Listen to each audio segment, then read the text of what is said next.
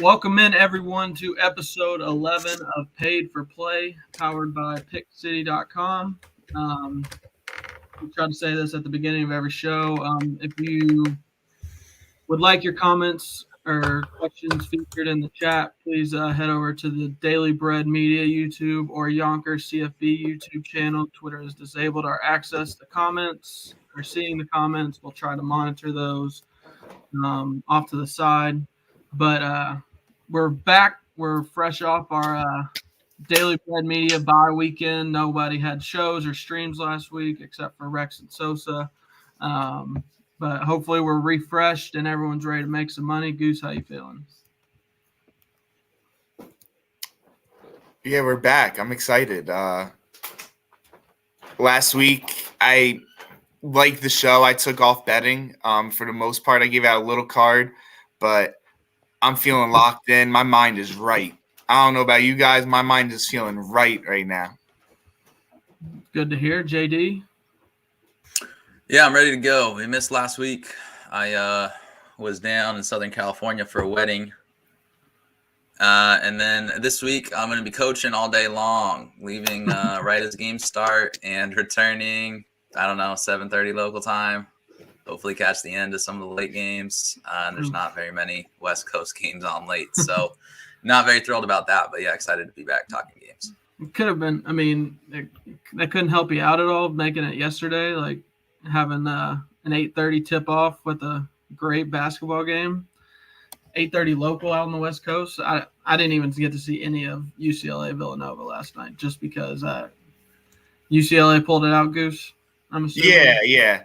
I'm not even that big of a UCLA fan. I just always loved the logo, so I'm just going to rep it while they're nice right now. Get that sissy blue out of here. I mean, JD, I don't appreciate your shirt. Coach O doesn't appreciate Goose's shirt.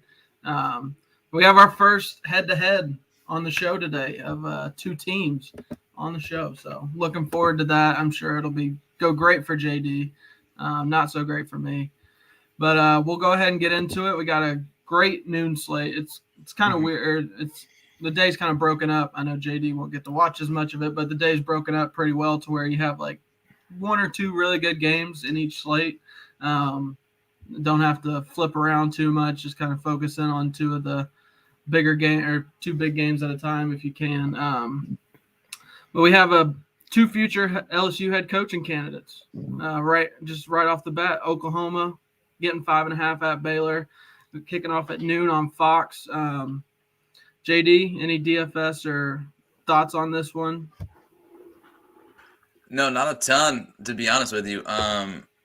Baylor's a hard team to read. They've had some good defensive performances, and they've had some really bad ones as well. And then Oklahoma, we know, has been up and down, keeping games closer than they should. So overall, I think the only way I could lean is with Baylor in the points.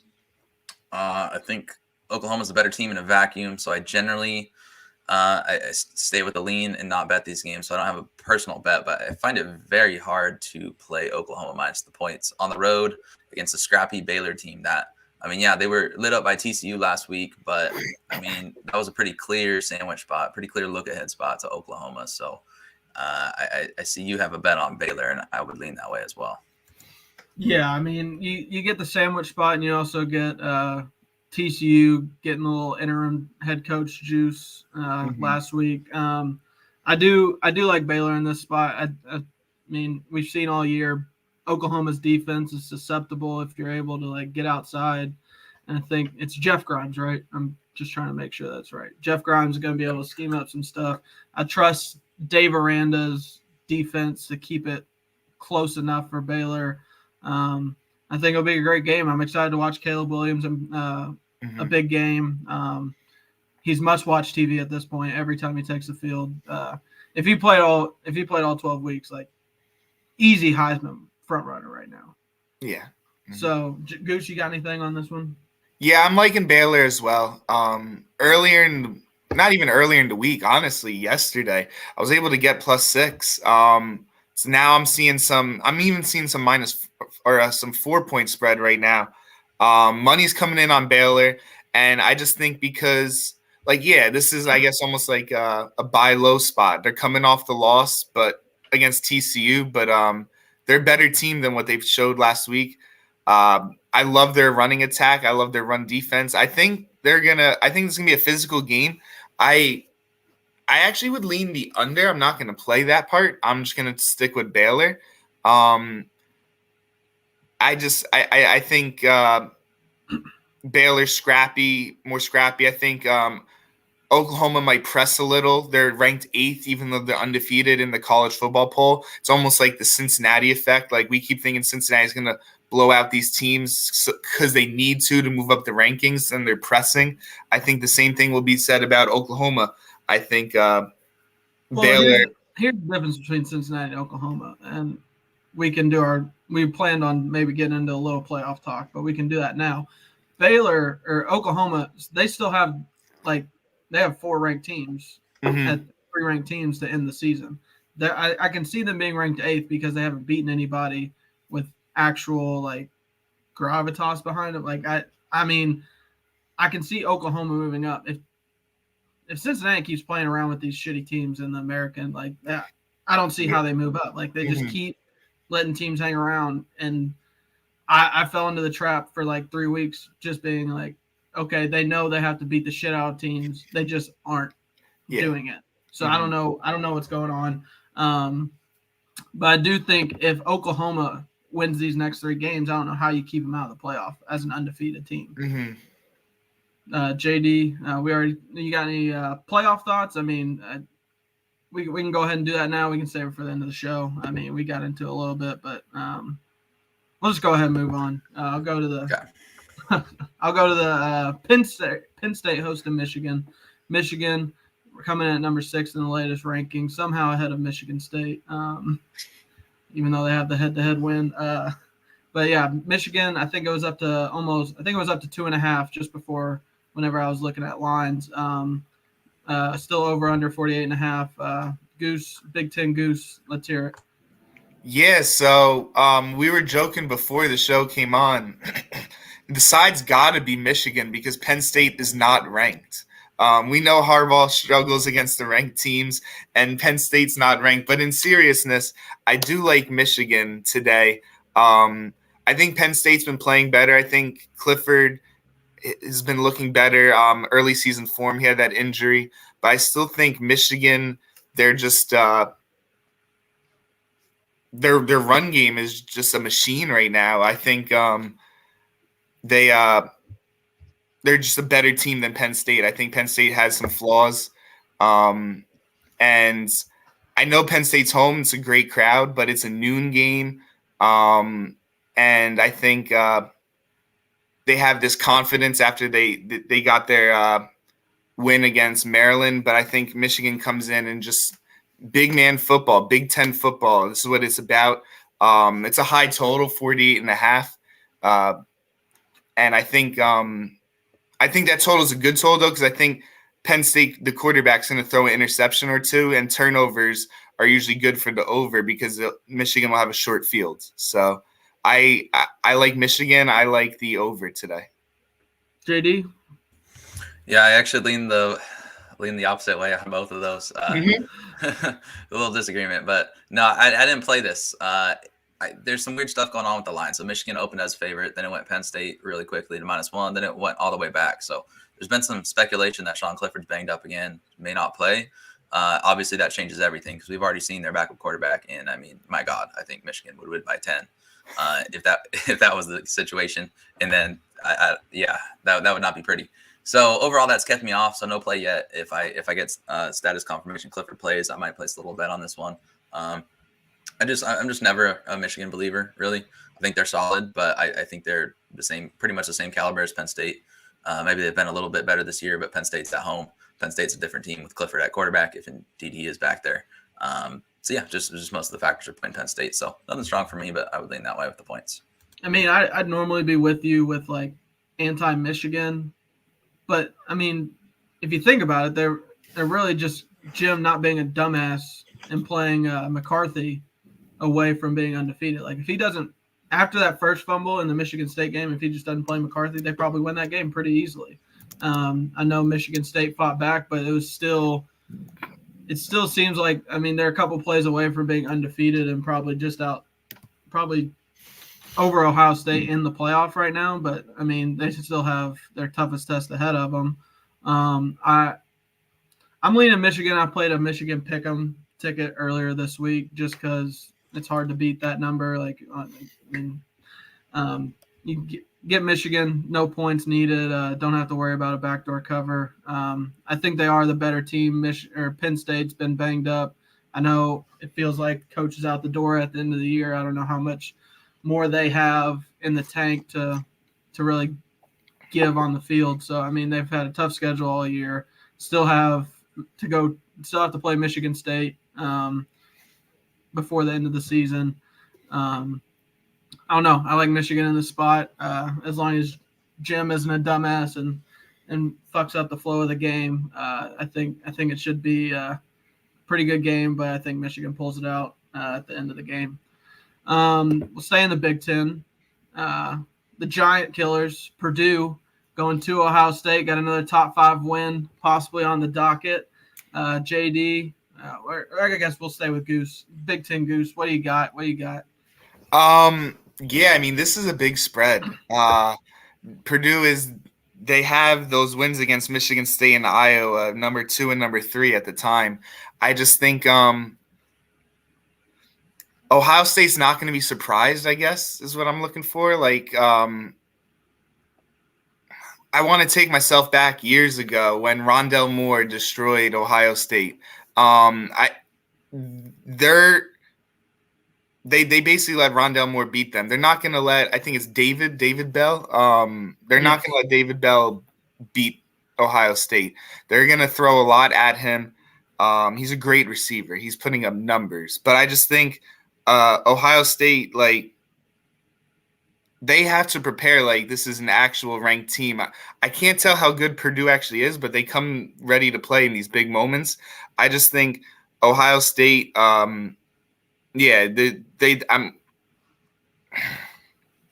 think they're coming ready to play. I think the offense the last couple games has went under their team total. I'm not going to take their team total. I do like the game total. I think I gave out the team total the last 2 shows, and their offense hasn't clicked the last 2 weeks. But I think this game's going over. I think Purdue will score.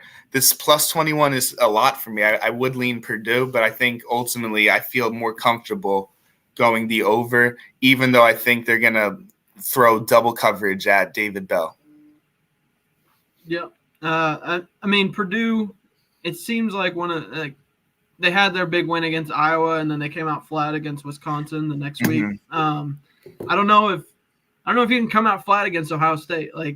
I don't know if you can replicate what you did to Michigan State last week, but Ohio State is it in the Big Ten. That's your Super Bowl every year in the Big Ten. So I don't know if you can come out flat, but I don't know if I feel comfortable laying Purdue plus 21 just because Ohio State before the last 2 weeks looked like the best offense in the country, and they've kind of staggered the last few weeks. But I don't know. I'm just playing the over, hoping for some points. I think Ohio State's defense has you've been able to get them a few times for some big plays here and there. Yeah. And I think their offense finds their groove. It does seem kind of like a look ahead spot though, just because Ohio State has Michigan State and Michigan to finish out the year. Mm-hmm. So I'm sure the Michigan State win for Purdue kind of woke up Ohio State last week, but JD, you got anything? Yeah, I agree with mostly what you guys said, so I won't rehash it too much. It seems like a game Ohio State should win fairly comfortably, but I also can't lay the 21. There's a number of ways Purdue could cover this. I think in general, you did a good job.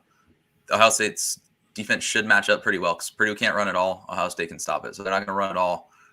Pretty much what you have to do is shut down David Bell, and with the athletes they have, you just put a safety over the top. That shouldn't be difficult, but I have learned not to trust this Ohio State defense in the last 2 years, so it's definitely going to keep me off them. I get they've looked better. They've played some bad teams, and then as soon as they play Penn State, who doesn't even have a very good offense, as soon as they played them, their defense just goes back. And they didn't give up a lot of points in that game, but still, it's not comfortable when you're laying 3 scores. Purdue could backdoor this. I could easily see them shutting down David Bell, and then in the fourth quarter, right, he backdoors it because they just relaxed a little bit. So nothing for me on this one. All right. 3:30 game on CBS. Georgia going to Tennessee. Feels like a weird spot. I don't know if it's just Tennessee has some real momentum coming into this game after a slow start to the season. Heupel's got the offense going up against the best defense in the country, maybe one of the best we've ever seen. I don't want to get into all the stuff going on off the field. I'm wondering kind of how it would affect the locker room. But Georgia, they just seem like they're far and away the better team. I guess we'll go JD. You got anything on this one? No. So on one hand, I think I kind of owe an apology to Josh Heupel a little bit. I'm still not totally a believer, but it's undoubted at this point. They're a much improved team. A part of me still feels like they're a little overvalued. I mean, that Kentucky team, I've been saying on the show all year long, like the results are fluky. They're not really that good. So, I mean, sure, they beat Kentucky by 3 in a wild shootout, and now we're supposed to believe they're legit. Like, the offense is legit. It's the best offense Georgia has seen. But if they're running that fast tempo and Georgia gets like 3 and outs to start this game, the game's already going to be over. And Tennessee's defense can't get a stop. I don't care who's at quarterback for Georgia. That being said, it's similar to what I said with the Purdue game. Like 20 points is just a lot to lay when Tennessee could backdoor this one fairly easily at home with that offense. Just a big player too does it probably. So all that being said, I still lead Georgia with the points because even though I apologize to Josh Heupel, I still don't believe in this team. I think people are buying in a little bit too much to what they've done. And yes, they held Alabama close, even though they got blown out in the fourth quarter. I think that's most not impressive. Hard to do. No, Alabama, we've seen they have great performances, and then they've had that's like the third dub they've already laid this year. I mean, this Alabama team's not the normal Death Star, so I think we're giving them a little bit too much props for that. Yeah, I agree. I agree with a lot of what you said. Goose and I were talking before the show. I think it goes one of two ways where Tennessee's able to actually score and get some points and like actually get the offense moving against Georgia's defense, or we could blink and Georgia puts up 21 the way they did against Florida to close out the half because Tennessee just can't get anything going. I think Georgia's going to be able to score points, and I like the over in this one at 56. But I don't know. I don't have anything on the point spread just because I don't know which Tennessee team we're going to get. If they're able to come out and score points, it could be a shootout. They could keep it close, definitely within the 20. But I don't think their defense is going to be able to stop Georgia at all. I think Georgia, maybe the play is Georgia team total. I'm not sure what it's sitting at, but Georgia team total seems like a good play every week. I think they get close to that every week. But, yeah, this one especially, if Tennessee gets a couple quick 3 and outs. Like against Kentucky last week, Tennessee had the ball for 7 minutes. Kentucky in the first half. Kentucky had it for 23 minutes. If you do that against Georgia, like it's going to get over quick. So, Goose, you have any thoughts on this one? Well, so pardon me for not, I guess maybe being prepared. I saw JT Daniels played last week. He's not starting though, right? Stetson Bennett's still going to be the starter today. Yeah, they're still scheduled him to start. Yeah, Stetson Bennett better put up numbers then, because JT Daniels, he wants his spot back. That's my mindset. Like, there's almost like a quarterback competition for the number 1 overall team. Like, I think Bennett really, as I'm saying, I think he needs to put up points. I think the Georgia team total is a good idea because this quarterback is in a competition. But ultimately, I'm with Sam on the full game over. I'm starting to come around on Tennessee a little. I don't think they're like a great team, but I just think they're a fun team. And I think they could put up 3 touchdowns, which is kind of unheard of against Georgia. Because they'll play with pride, and in the fourth quarter, I think they'll still be firing at this crazy pace. So 56, I feel gross saying a Georgia over because their defense is like disgustingly good. But I just think with Georgia with Bennett needing to play well to keep his job, and with Tennessee's pace, I like the over 56. Yeah, and I mean the Stetson Bennett, JT Daniels thing. Like a lot of anytime you watch a Georgia game, all the announcers kind of try to sell you on Stetson Bennett, just because he has the ability. He has a little more running ability. He makes some awful throws. Like JT Daniels' arm is just so much better and so much purer, I guess. Like he's just a talented quarterback with his throwing ability. I mean, and Georgia's receivers start getting back, I think you're not going to need as much running ability from the quarterback position. And like JT, it just feels inevitable that he ends up taking over the starting job before the end of the season. Yeah, which is why they need points. Bennett needs to lead him to points today. Yeah, I agree. So we'll move on. Another matchup featuring two future LSU head coaches, Lane Kiffin, Jimbo Fisher. Seems like it's almost like a tournament style today where you got two guys going up against each other in two different games. The A&M getting 2.5 going to Ole Miss. Not really sure how healthy Ole Miss is coming into this one. They've had a tough stretch. They haven't had a bye week since before they played Alabama. They kind of got fucked with their schedule. They just have a gauntlet after their bye. There's no break in there at all for them.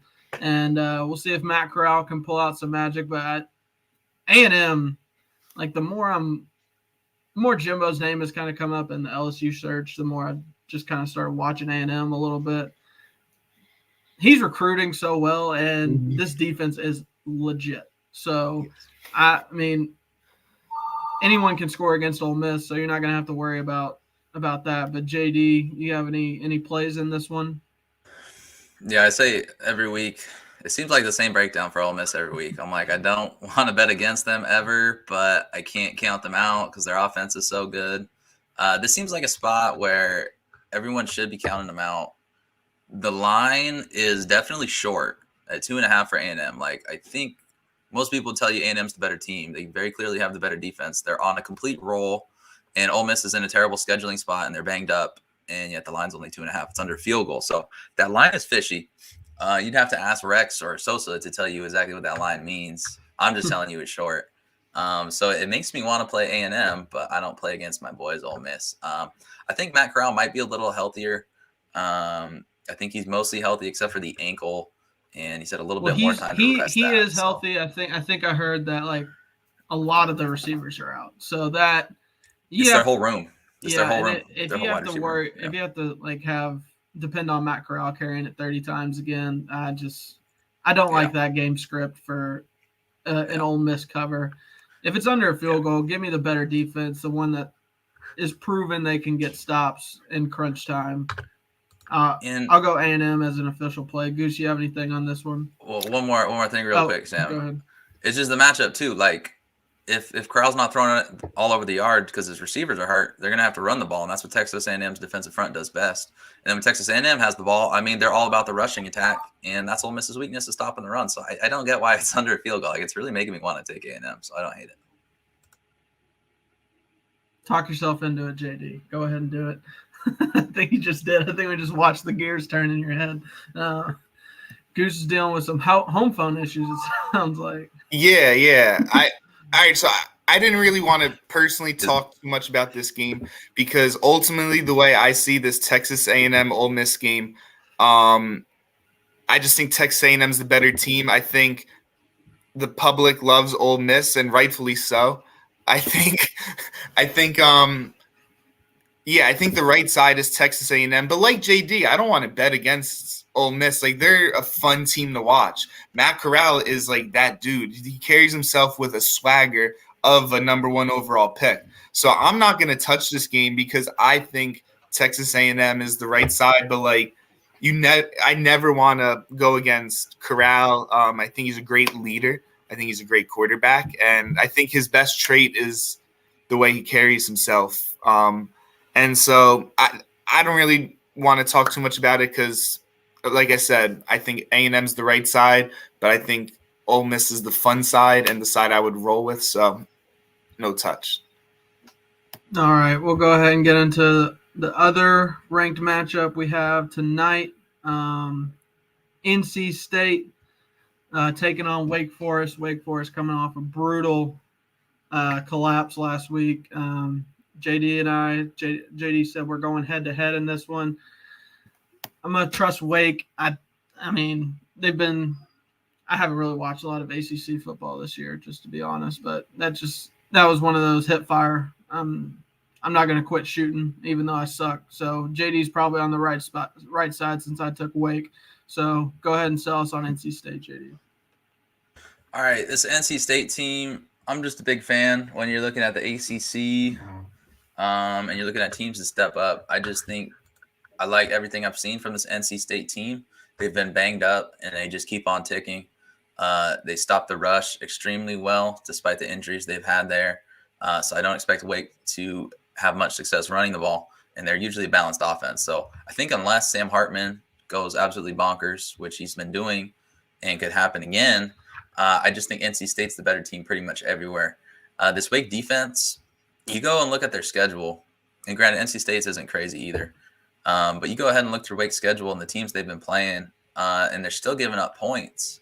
I just think they're very, very poor, a very poor defense. I think I know NC State's going to score points, and I think it's going to be a close one.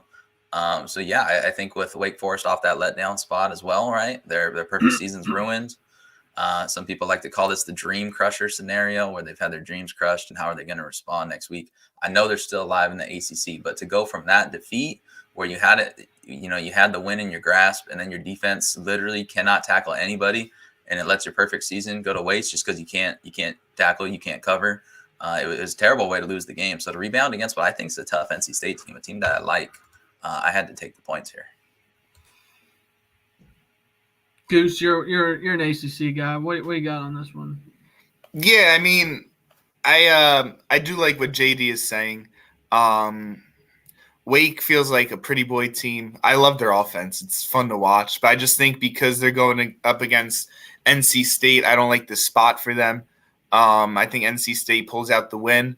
Not an official play for me. I just think, Wake needs a little more physicality. They need a little more defense. I think NC State is like a fairly legit team. Like they're a legit. What are they ranked? 16th. I think that's a very fair ranking. I think Wake's offense is ranked 12th, but I don't think they're a 12th ranked team. So I like NC State. Not an official play. I'll tune in. I'll have it on the second screen because like Wake Forest, that's fun football to watch. All right, and now the game we've all been waiting for, the real main slate of the day. Arkansas LSU. I got nothing, JD. I don't know how to tell you about – I don't know how to say anything about this team. I don't know what team is going to show up at any given day. They could be the team that looks absolutely lifeless against Ole Miss, or it could be the team that should have beaten Alabama last week at Alabama because LSU should have won the game. But now you got some starters coming back on defense. So that makes me feel pretty good, but you take the two starting guards off one of the worst offensive lines I've ever seen at LSU, and it just makes me even more nervous. I don't know what to expect. LSU could win the game by 10 to 20. LSU could lose the game by 30. And they might be the most volatile team I feel like in college football right now. So sell me on your Razorbacks. Why did they win the game? I'm going to keep it real simple, real dumbed down for this breakdown. I haven't had the chance to play my boys, the Razorbacks, a team I have adopted for 6-7 weeks. Long-time Arkansas fan here. I just haven't had a chance to play them. They've been in some really bad scheduling spots, and I think this is an advantageous one, so I think they're going to take advantage. I think they're well coached with Sam Pittman. I think we pretty much know what we're going to expect. They're not the greatest team in the world, but they are coached very well on the Lions, and the weird thing is they're playing LSU, but LSU, like you said, very difficult team to read. Normally I stay off their games, and if I don't, they crush me like the Florida game we all know and love. But basically, LSU is off the Alabama loss. They played very well in that game. They possibly could have won that game miraculously. Should have won the game. Not could have. They should have. They had the ball 4 times with a chance to take the lead in the fourth quarter. They should have. So losing that, coming off of that, the Alabama hangover hasn't really been as much of a thing this year. I don't see how you don't have a hangover after this game. And then you're like, oh, it's just Arkansas. Who cares? But I think there's a reason Arkansas is favored. I'm going to take them. Got them at 2.5. It's at 3. I would still take it at 3. So here's my thing on it, is the defense. I feel like LSU's defense is definitely the most consistent part of the team. Like Damone Clark is one of, if not the best linebacker in the country right now. They have people coming back healthy. The defensive line's playing solid. Like, I guess if I had to lean something in this game, I refuse to give out any LSU picks anymore. Every time I do, they lose. So I refuse. If I had to lean, maybe the under, but I also leaned that last year and it went over. So I don't know what to do with this team anymore. I am excited to see Nussmeier get some action. I think he's going to be able to give the offense a little bit more spark downfield if there was any actual receiver playmakers available. Keyshawn Booty's out. But yeah, I have no idea what to expect of this team. We're looking towards the future here. Just get Ed out of there. I can't take it anymore. One more thing. Sorry, Goose. One more thing. Just before the thought leaves my head. So they stuffed it was something like 75% of Alabama's rushes, which looks very impressive because it's Alabama. But it's not crazy insane. Arkansas has a much better rushing attack than Alabama does this year. It's crazy, but they do. I think they're first among non-option teams in running the ball this year. They've ran the ball on absolutely everybody they've played. Alabama, they couldn't. Now, Miami is like the worst tackling team in college football. When they played them week 1, Alabama was held under 4 yards per carry. Every other team in the nation's ran on Miami. A lot of teams run on LSU, and Alabama couldn't. So I think some people are kind of overlooking that defense. But no, they have been improving. So just want to get that out there. Sorry. Goose, I don't disagree at all with Arkansas having a better rushing attack. But Goose, go ahead. No, honestly, these are two teams that I don't bet on. I can't read them. Arkansas had some tough games recently. They were a great team early on, but I think the schedule's been tough. I actually, I don't know if you want to get into it now, Sam. You're a big LSU guy. I'm looking past this game. Like, what are you looking for next season with LSU? Who are you looking to be their leader, or do you want to talk about that later? I mean, we can go ahead and get into it now. I mean, we're going to give out our cards. We can give out our cards real quick, then we'll just go into this. So, actually, JD, any DFS advice from us? Something that'll give us some money to win? Yeah, I'll give some prize picks. The DraftKings slate's really ugly, to be honest. So I'm going to stick with prize picks. The DraftKings slate, like the running backs, are extremely expensive. It's a little bit hard. So you pay down at quarterback, pay up at running back, is what I'll say. But all right, so here's 5 prize picks. We're going Jakari Roberson, Wake Forest, over 5.5 receptions. Michael Meyer, Notre Dame tight end, over 12.5 fantasy points. King Daru, Purdue running back, splits carries, playing Ohio State, under 10 fantasy points. Braylon Allen, Wisconsin running back, over 18.5 against terrible Northwestern. And 5th option, I went Isaiah Spiller, over 17.5 against Ole Miss. Like we said, we like them in that matchup. Very well. Those are going to win you money. I don't know if any of these official picks are. I tried to limit myself this week because the Dion Waiters keep shooting thing is not working out for me. I just keep losing more money on top of it. So we'll go into the official card. I'll just start so you know which ones to fade. Michigan, pick 'em. Told you about that. I got that earlier this week whenever the line was actually at a pick 'em. Baylor plus 5.5. Baylor OU over 63. Georgia, Tennessee over. Wake Forest minus 2.5. A&M minus 2.5. And Purdue, Ohio State over 62.5. Those are the plays that you want to fade. So go for it. Goose, let's hear them. Wow, wait. I think all 4 of my plays are on your card. There we go. We're lined up.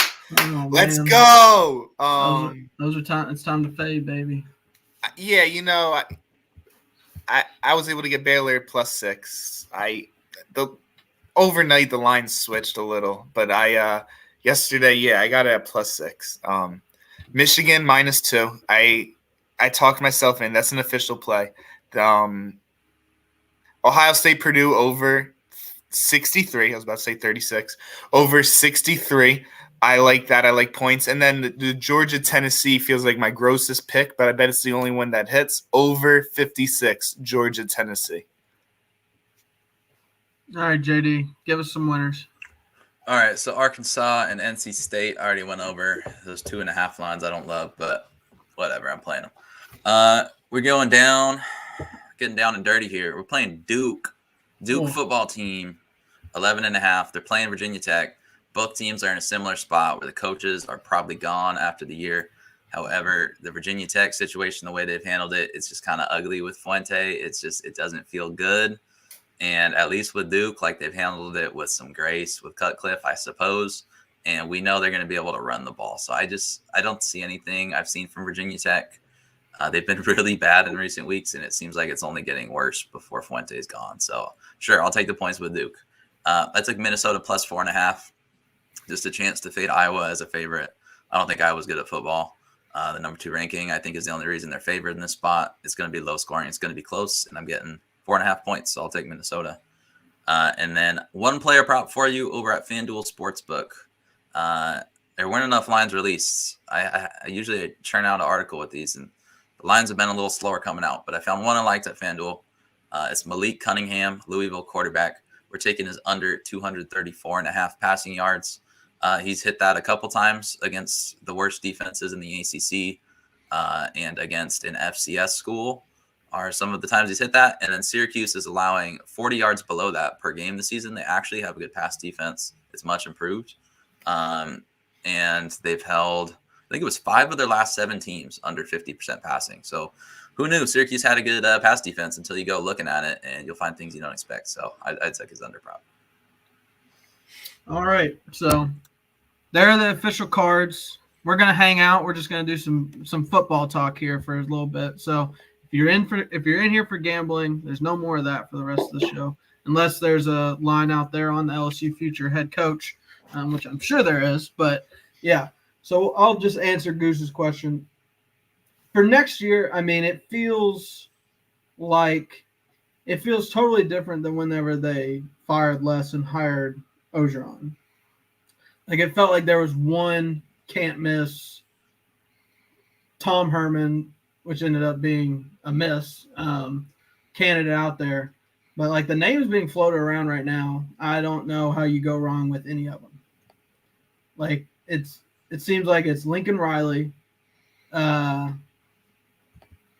Jimbo, Lane Kiffin is kind of lower tier, Dave Aranda.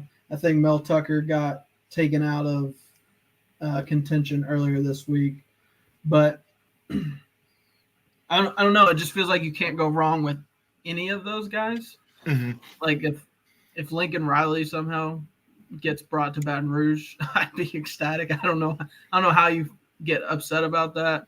I mean, yeah, their defenses haven't been great at Oklahoma, but you can like literally throw a rock and hit Tyrann Mathieu type in your backyard in Louisiana. Like there's athletes everywhere in Louisiana, especially good defensive athletes.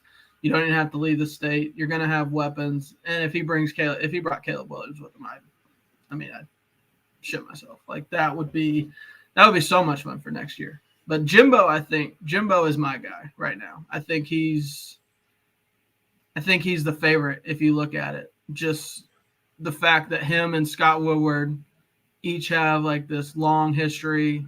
He hired him at Texas A&M. He didn't give him a buyout. So now that Scott's at LSU, it just seems too easy. And the number being floated out there is ridiculous. It's like 8-year, $100 million contract.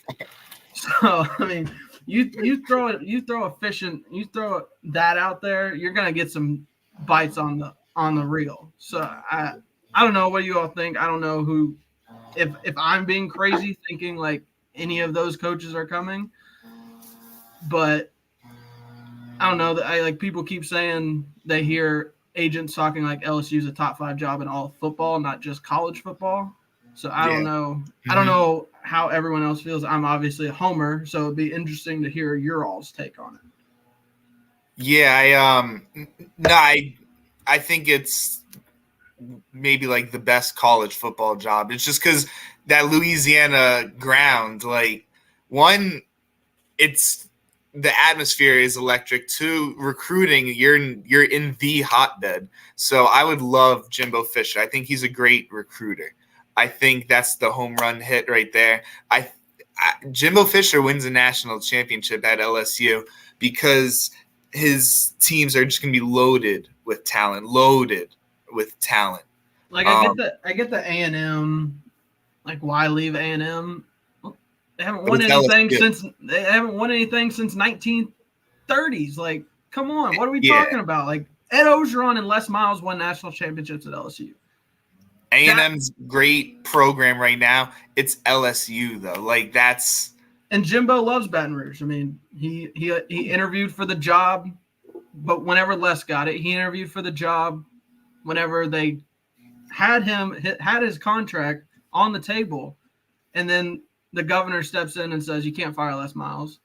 And then he interviewed for him again, and he backed out at the last second. Like, he's always had, it feels like an infatuation with LSU.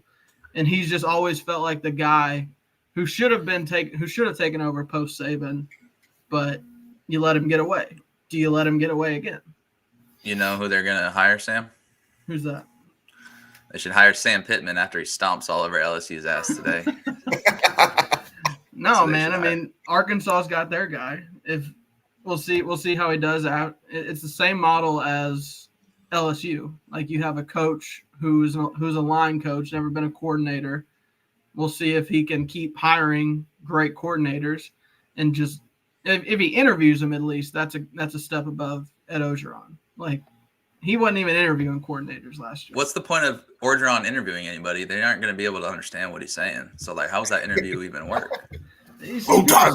People say that stuff, and like a lot of the videos, like, especially like, it pop up on my Twitter and like Facebook from a couple of years ago. Like, some of the ones that people say, like, they need subtitles for them. Like, this is like the easiest one ever. What are you talking about? Like, I guess it's just like having family that lives there and probably talks very similar. Like, they don't have the raspy, like that type of voice, but like they do. I can understand the dialogue. So I don't know. I mean, I just don't know how this isn't. Like, this is definitely over USC, correct? In your all's eyes? Yeah. Okay. Mm-hmm. I just want to make sure we're all thinking straight and, like, to me, the LSU brand, it's here, the brand. Yeah, and I mean, literally all you have to say to sell to your next head coach: Les Miles and Ed Ogeron won national championships here. What can you do if you can? Mm-hmm. It just feels like one of those things where there's not like a Ed Ogeron, oh shit, we have to hire somebody level where you're taking a risk. Like, if Jimbo or Lincoln don't say no, I feel like Dave Aranda would say yes. Mm-hmm. If he ended up saying no, like him, Lane Kiffin would absolutely say yes. If Lane Kiffin is your basement, I like where you're at as a program. So, I mean, I'll take that any day of the week. If you get Jimbo or Lane, you're also hurting a team in your division and fucking up their shit. So, I mean, I don't care. I'm liking where it's at. The future is bright, especially with last week. Like that, if you get that kind of effort out of your players every week, and like, you're basically playing all second teamers on defense at this point. Like, if that's your second team, giving Alabama like a run for their money in Tuscaloosa, I'm fine with where the program's at. I'm looking forward to it. It just sucks having to wait. I just want to know who it is, because every week I feel like there's a new front runner, and it's going to be somebody that no one even knows. That's just how Scott Woodward works. So he just floats all these names out there, and then it's somebody who you haven't even heard of, but probably ends up being a great coach. Like any of the Matt Rule stuff or Mike Tomlin, like the fact that those names were thrown out there, that was just absolutely ridiculous. I don't know why you would leave an NFL job to come back to college unless you're Nick Saban. I mean, Rule hasn't been terrible. He didn't have a lot to work with in the NFL, and he's had his best player's been hurt pretty much his entire 2 years there. So I don't know. Any playoff thoughts on the week, fellas? Any thoughts on the rankings? You know, I'm not going to have many playoff thoughts because here's what happens in the playoffs every year. The two teams I root for most, right? Notre Dame and Oregon. I'm just a bandwagon Arkansas. This is just shirt. Notre Dame and Oregon, pretty much the tippy top of what they can achieve. Their ceiling, what we've seen from their ceiling, they could go undefeated or one loss and make it to the playoffs as the 4 seed, and they lose by 30 points. That's the best possible season you could have in most people's eyes. So why am I going to sit here and get excited about Oregon's chances? Notre Dame, 1 loss. They're both having great seasons. I hope both of them miss the playoffs. Oregon's got to play Utah twice. They're probably going to lose one. I've been on the show. I think Utah's better than Oregon, straight up. I'll just say it. Maybe I'll reverse jinx Oregon to a win. They're not going to beat Oregon or Utah twice. They got to play in Salt Lake City. Good luck. What's the point of winning those games? So we can get stomped by Georgia by 30? I would much rather, like a couple years ago when Justin Herbert's last season, 2-loss season, miss the playoffs, Rose Bowl.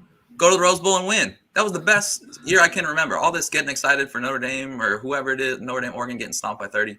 So long story short, I know most people get excited for the playoffs. I hate the fucking playoffs. Dude, I love that. I love that thought process. I hate it. It's all about regular season. I'm getting way more excited for the games we got on. Notre Dame, Virginia, give me that. Brendan Armstrong, is he going to play? Is he not? He's a warrior, right? He's at home. He said he wants to be a UFC fighter when he's done playing college football. Of course he's going to play through the injury, right? Is the team going to hold him out? I don't know. I care more about that than freaking Georgia winning by 30. That's very fair. It feels more open than any year the playoffs have been around, but it also doesn't at the same time. Like the 2 through 4 spots, there's no telling who's going to be there at the end of the year. Like I think Alabama's going to be out I think they dropped to Georgia. I don't know how you let a 2-loss team in that doesn't win their win their conference in. Oregon, if they went out, I mean, they definitely have a 2 or 3 spot, and then they just get stopped by Georgia in the championship. But at least they have a chance of winning a game. Cincinnati is playing with fire every single week trying to lose. I don't know how you have Michigan State behind Michigan when in the same, like literally 2 spots ahead, you have Ohio State behind Oregon because of the head-to-head. What the fuck are we doing? Why don't we have like some kind of set? Just be consistent. Yeah. That's all anyone in college football as a college football fan wants, consistency. And whenever you're literally contradicting yourself 3 spots in the rankings, it makes no sense to me. I don't know how you do it. Like Purdue's not a bad team. I would say who did Oregon lose to? Stanford. Yeah. Oh yeah, Stanford's a very bad team. Stanford is a very bad team, and they're still being rewarded for the win over Ohio State over like more than Michigan State is for beating Michigan, and it makes no sense. It's very frustrating. I'm not necessarily glad that I don't have to deal with it, but like the year LSU was in the playoff and like the teeter-totter between LSU and Ohio State as the number 1 team in the country that year, that drove me insane because I don't know how you beat 7 top 10 or like 5 top 10 teams during the regular season. And yet you're more impressed with this other team because they look more complete. Shut the fuck up. Like you all have these different standards every single year and it makes no sense. Yeah. It drives everyone insane. And we need it. I don't know what the fix is, but there's got to be something. Like at least put people in the room who have all played football, not just businessmen and CEOs of companies who are sponsoring the playoffs. Because then it's just a money grab. Yeah. Goose, what do you got? My preseason playoff pick was Oregon. I actually also gave out Anthony Brown for Heisman, which is definitely not going to hit. But what else is going to hit? Spencer Rattler. Spencer Rattler's not going to hit. Yeah, that was a much much better bet than all the Spencer Rattler ones. I mean, he hasn't had a great season, but you were right. They have one loss. Like if he just played better and he wasn't awful, Yeah. which I know is a big if. Yeah, he could easily gotten there. Anyway, that was a good bet. I'm a big fan. He's a Boston College guy. He's a New Jersey high school guy. He's very inconsistent, but like JD, I want to see Oregon in the playoffs. I want to see them go up against anybody but Georgia. I want to see a rematch of against Ohio State if that's possible. That'd be pretty dope. I think they're a legit team. They have athletes on defense. They're fast on defense. They efficient run offense. So I'm riding with Oregon this year. I like them. I want to see Cincinnati just to get it over with. I guess also they're not going to make the playoffs. I'd love to see it though, because it's like a true David versus Goliath. But they're just not going to get in. Georgia and Alabama needs to get in. I think they could, because Alabama's going to play Georgia. Most people would favor Georgia. They're probably going to be the favorite. So if Alabama loses, they're out. Like we said, you really think, even though it's 2 losses, for whatever reason, Well, if they lose, they're going to play Georgia 3 times in one season. I wouldn't even watch that shit. Why would they play Georgia 3 times in one season? Be the 1 versus 4 seed? No, I don't think they would do that. And then Oklahoma's got to play what we said 4 ranked teams down the year. Sure, they could lose that, and they're already ranked 8. If they lose again, they're probably out. I think Cincinnati could sneak in. It's a long shot, but like everyone's saying they're dead. I don't think they're dead. They still got a shot to lose by 30 to Georgia. My reason for saying they're dead is they feel like they're going to lose a game. Yeah. If they go undefeated, that's fine. I'm not going to say they deserve to be in the playoff, but they should be. But they are definitely trying to fuck around and lose a game. Like they are trying their hardest. They let South Florida cover last week. Last night. I mean, they're taking they literally tried to give the game away last week, and it makes no sense. Like you have game day there, it's homecoming, you have all this hype surrounding you. Be the team that showed up and really was so far and away better than Notre Dame, and shouldn't have competed with Indiana. They look like the team competing with Indiana in a dogfight.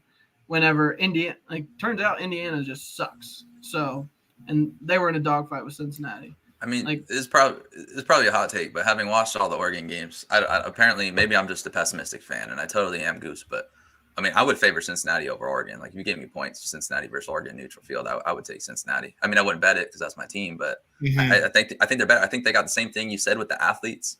They recruit at a similar level, not quite the high, but with the injuries Oregon's had, the athletes that are actually playing on the field and the level they've played at. I get Cincinnati's played awful. Like Sam said, they dropped the ball, but when they play their best game, they totally dominated Notre Dame. That's a 1-loss Notre Dame team. Yeah. So I don't know. I would favor Cincinnati, but I think I'm in the minority of that opinion. I think our fix is really just a playing game. We need a playing game for the 4 seed. You can go to 12 until 12 teams comes around, because that's eventually going to come, and that will, I don't know, fix the problem. It'll make more money for the playoffs than everyone else. Everybody's pockets are going to be fat, but oh man, JD. Do you ever get that? I've never heard that in my life. The guy who quits, the guy who just starts doing nothing? Yeah, in Office Space? Okay, actually, now I'm seeing it. Oh, man, that's fantastic. I've never heard that, but that's okay. That's a good one. All right, we'll end it on that one. I don't want to go into too long of a tirade on the playoffs. We'll see how they do this week. We got all season left to debate and talk about it. So one question. Go for it. And quick answers from you guys. Georgia or the Fields? Georgia. No hesitation at all. No one wants to be a good team other than Georgia this year. They're the only team that looks consistent. So I'm rooting for the Field because no matter who's number 1, I root against them. But That's what college football is. We root against the number 1 team. I do the same thing every year, and then the number 1 team wins pretty much every time. And it's why did I get excited about that? But hey, I'm with you, Goose. I'll get excited right now. I can't help but get excited. It's near the end of the year. I'll be excited when Oregon travels to Utah. I'll be jazzed up. I'll watch every second. I will be the biggest fan. I'll be yelling at my TV, but yeah. After this week, we only got 2 more weeks of college football, regular season. It's sad to say. The season has flown by. We got 2 more weeks after this. So, you know what? Let's go enjoy. I just stunned Goose, by the way. Wow, you're right, though. Just realized that. Yeah, so everybody go have a good day. Enjoy college football while you can. It's the quickest season, the longest off season every year. So just enjoy the football while you can. Everybody, let's go have a great day. Let's go win some money. Deuces.